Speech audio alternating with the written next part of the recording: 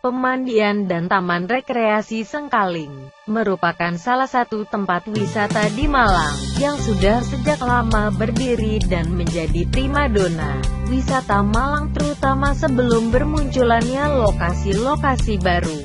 Tempatnya yang berada dekat dengan pusat kota juga menjadi faktor ini menjadi pilihan yang cukup menyenangkan bagi mereka yang ingin meluangkan waktu liburan. Ragam jenis objek rekreasi bisa dinikmati di sini, dari yang utama adalah pemandian, kolam renang yang sekarang sudah dikembangkan dengan menambah ragam permainan airnya.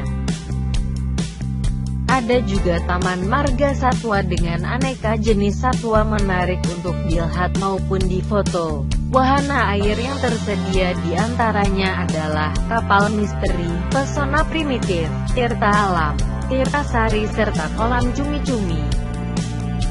Ada juga wahana permainan yang semakin membuat ceria hari-hari liburan Anda sekeluarga meluangkan waktu di sini.